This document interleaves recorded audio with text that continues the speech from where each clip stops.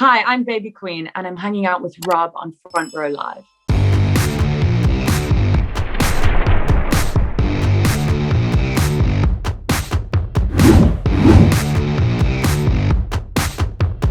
You pretty much take honesty and vulnerability to like a whole new level with your songwriting and your lyrics.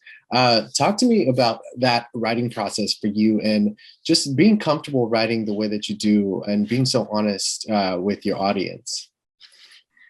Yeah, I think honesty is something that I've sort of it's something that I've had to learn because I was quite secretive growing up, but I feel like the more I spoke to other people, I go to a lot of therapy, and the more I found the value in sort of being able to communicate your true feelings with other people, the more it sort of became like a really natural thing for me. So like I will like go to like a pub and be like, hi, nice to meet you. Like I have depression, like I hate myself.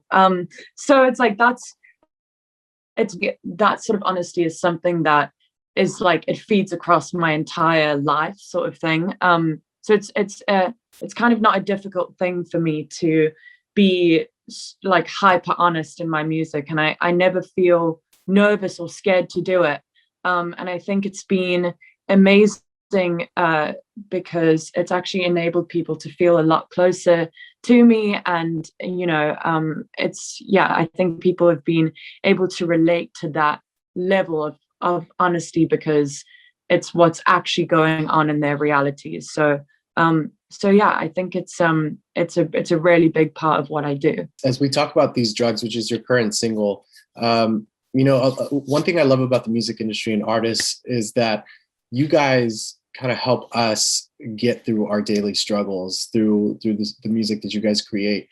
But I feel like a song like These Drugs is something that not only helped the audience, but it was a song that you needed to write for yourself to be okay, to kind of remind yourself of like situations or struggles that you go through. Is that safe to say when you think about this song? And how different was the writing process for this song in particular? I think you're totally right. I very rarely will sit down to write a song. I mean, sometimes you have to write a song, you have to finish a lyric before you go into the studio or whatever, but usually the best stuff comes out of feeling like you have to sit down and write this because you have to say this stuff. I think the idea for the chorus I came up with quite a few years ago, and it's come together over time. There was actually a rewrite of the song because I wrote it and like in true Baby Queen fashion was very like satirical in the lyrics, trying to make like a joke about everything. And I took it to my A&R and he was like, don't like just be more honest, which was crazy. And so I went and rewrote that, and I think that process helped me to understand what exactly was going on in my mind. I mean, what actually where all of this stuff stemmed from. And so I think it's been a hugely like therapeutic song for me, and it's been amazing to see that sort of people from across the world have listened to it and felt like they were heard. Did you have any point throughout the writing process of this song where you found yourself kind of writing something and then just tossing it out because it was too honest, it was too real, it was too painful to kind of think about before you finalized what we hear today?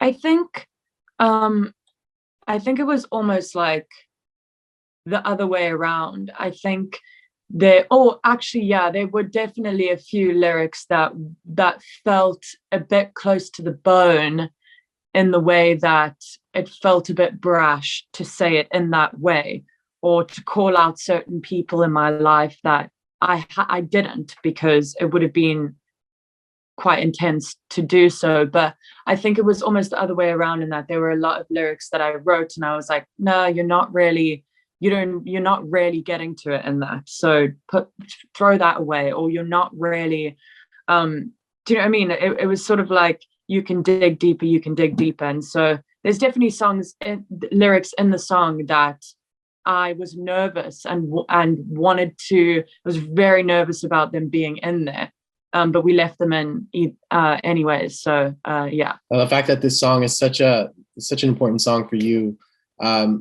you need the right producer to give it the justice it deserves. So talk to me about the team that you decided to work with as far as like the production of the song, and why did you feel this team or this producer was the perfect fit for the track? Well, so actually the track was, it was initially like a sound bed, or almost like an instrumental. There was like an instrumental track idea. The producer called Dan sent over to me, and I actually had worked with him once before in a session last year, but I've always had the same producer across the board, sort of thing. You know, in making the Baby Queen music, I think it's been really important for me that there is like a sonic home in what I'm doing, and that it's been able to like nurture that sound, so that it's been able to grow into something that is really, you can sort of hear it's a Baby Queen song. So my producer King Ed and I actually, once I'd written the song, we sort of reimagined the instrumental and sort of brought it into the world of Baby Queen. And he is so, I always say he's so integral to this process that I sometimes feel like it's like, yeah, I am Baby Queen, but I sometimes feel like there's a whole nother person that is involved in this creative process that is almost like the other side of my creative brain. As you kind of mentioned, like the world of Baby Queen, like what was that kind of artist development process like for you to kind of discover the identity of Baby Queen and what this music is pretty much all about? Yeah, I mean, I think it's quite a difficult process, and it's actually something that it sort of happens to you. And I think that it happens over a long period of time. I don't think that releasing music is, I think that when people rush into releasing music, and if I had released music when I was much younger, it wouldn't have been what it is today.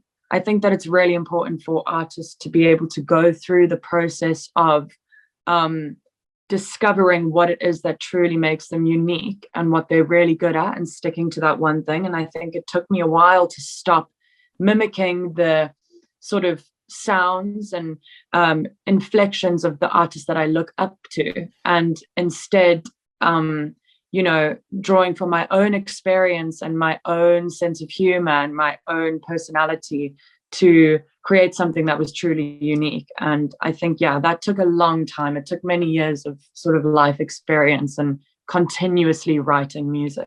As you continue to write these vulnerable tracks that you do, like, do you feel some sort of comfort or release getting these out to the world? Just, like, I feel like it's, as it is, as much as it is therapy, like, do you feel that it's actually making you feel better about yourself, more of a, like you're becoming a different person as you're kind of releasing these tracks and lyrics? I think the one thing is the one thing that would make me say yes to that is the fact that since the reason I think I went into music, and since I was much younger, is this desire to feel like you're heard and like you're worth something. I think I came creating music and creating art often does, but for me it came from a place of wanting to prove that I was worth something, wanting to show people who I truly am. And so I think there is something about being able to say to the world, these are the stories that make up me. Do you know what I mean? And this is the things that I think. And to have other people listen to that, there is sort of an effect that a changing effect that it does have on you. I definitely think that I've gotten more comfortable in my skin and more confident in who I am, because it's like you're saying, here I am, this is me, and people are turning around and saying, okay, we like you, which is that is, it is a nice feeling, I think. As far as like being heard, it's really amazing that it's not just regular music fans that are listening to you. It's cool that you have major artists as well that have kind of become fans of yours. How surreal is that for you to be able to like express yourself the way that you do and be heard by people like Olivia Rodrigo, who has like one of the biggest songs of 2021, and then someone like Courtney Love, who like not only did she acknowledge you, but it's like she kind of gave you her 2 cents of the tracks that you had released, which is something that I feel like is, you know, is hard to come by. Yeah, I mean, it's pretty crazy, because I think that what we all often forget, what I definitely often forget, is that like all of these other artists are just people that love music as well. Do you know what I mean? They're just other people that are connecting to them. And so I think it's, you know, for me, it's just like it's really great to know that people who are good at what they do and good in this field and have done it before, you know, and are music fans themselves, and can turn around and appreciate what I'm doing. It's a huge compliment. And Olivia and I actually, she was listening to my music before she released Driver's License, and we were texting before that, and to see which is crazy. And then to see what sort of happened for her was obviously amazing. And you know, with Courtney and stuff, it's just, yeah, it's amazing when someone sort of takes the time out of their day because they were so moved by what you did. It's an amazing feeling. That's incredible. And I'm sure that kind of opens more doors for you. Not necessarily collaborations, but it's like you get to, you know, Courtney Love is one of like those artists that you know has done it all, and that fan base could also enjoy your music. So it's kind of cool to kind of have those opportunities as well. But you know, your lyrics, your songs, your singing like speaks volumes. So I mean, at the end of the day, it's everything that you've been doing that has brought you where you are today. Yeah, it's true. It's like it is really amazing when somebody is sort of as like a figure as iconic as Courtney Love. It's amazing to see the effect that has on you. You can never gauge or know what that's going to do for you. But I think definitely within the industry, I think that people that weren't looking did look after that, you know, and people that weren't interested were interested after that. And so it's a huge thing for somebody to do that, and you know, go out of their way to sort of put you on a platform that makes other people take heed of you. So I was amazed, man. Now this year you've blessed us with 2 incredible tracks, Raw Thoughts and These Drugs. From these 2 tracks, which one do you feel was like you found yourself challenged, whether it was in the writing process or in the recording process of the tracks? I mean, I think in both. I find the process of songwriting and making music to be an incredibly painful experience, which is not in the way that like it's emotionally painful, more in the way of like I'm such a perfectionist that it's not like I'm sitting down and having fun. Like for me, it's really, sometimes it feels like it's as intricate as writing an essay on, the effects of, I don't know, the sun on photosynthesis or something. So like it does feel like it's heavy work for me, because it's like there's a lot that goes into it. I think for Raw Thoughts, that was a quicker song to write, but the production process of that, we had like, oh my God, like 20 different versions of that song. Just like it went through so many processes of finding those synths, and the song changed so much from the moment I wrote it to where it ended up. And then with These Drugs, it was more of a thing where the production came together quite easily, and I wasn't as involved in that. And the lyric was like a head splitter. Like I was ready to actually, like I was like, I'm literally going to bash my head against the wall if I can't think of the right words to use here. So yeah, I mean, they were difficult for different reasons. That's crazy. I mean, and it's usually I find it where like sometimes it's the easiest songs that have the most success, but sometimes it's those harder songs that almost didn't make the cut because they were so difficult, that end up being such a like fan favorites, and you know, this end up becoming one of the top singles. So that's crazy, like the things that you go through as an artist that we don't really get to experience when you're writing these songs. Yeah, it's mad. I think that people hear the song as a finished product, and they, you know, it's just a song. It's just a 3-minute song. But I mean, that has gone through blood, sweat, and tears. So many different people and so many different ears are hearing it before you finally do. I always refer to it as the pain barrier. Like there's a certain barrier of pain that you have to break through. It's like pain, pain, pain, pain, pain, pain, pain, pain, pain. You break through the barrier, and then it's like, this is a good song. And then once you know what I mean? Once you've gotten there, the process is a bit better, but there's a huge amount of pain. At least you figured it out. I feel like so many artists don't get to until they've released so much more music or an album or something. Yeah. So it feels like you're on the right track. Now, as far as more music from you, like, do you see yourself focusing on a body of work, or do you see yourself focusing more on singles just because of how honest and raw these songs are? I think the process thus far in creating these sort of like the EP last year and the music coming out this year has been quite single oriented, because you never know when you begin.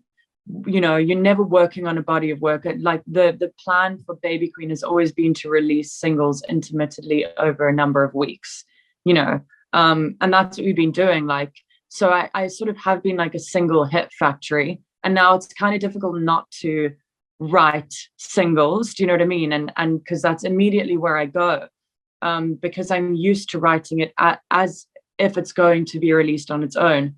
The music coming out this year was sort of written in that same frame of mind, but it's almost like it's part of the music that came out last year. And at the moment, I am working on the first album. So that's a very different way of approaching a project, because you're no longer like, you really have to think about the sound and the cohesion of the whole thing coming together visually and sonically, and so that's been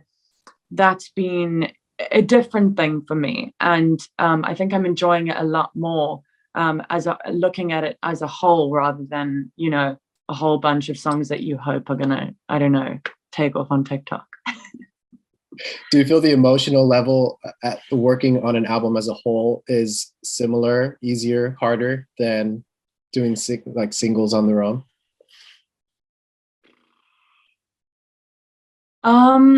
I think it's definitely, I mean, I've been finding it more difficult, but I think for different reasons. I think because there's an A&R team involved, there is people that are listening involved, there are so many different pressures at play that I sort of don't know if I'll ever write a song for the sake of writing a song ever again, because there's so many like motives attached to creating.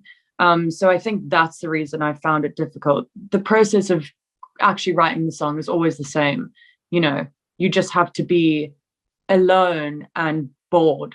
You know, for me, I have to be bored and I have to be alone and completely alone. And when I find that spark and it's right, do you know what I mean? When I find it for the right reason, it's always just the same. It's like you're writing when you were 10 years old all over again. That's exciting. So yeah, I'm looking forward to more music from you.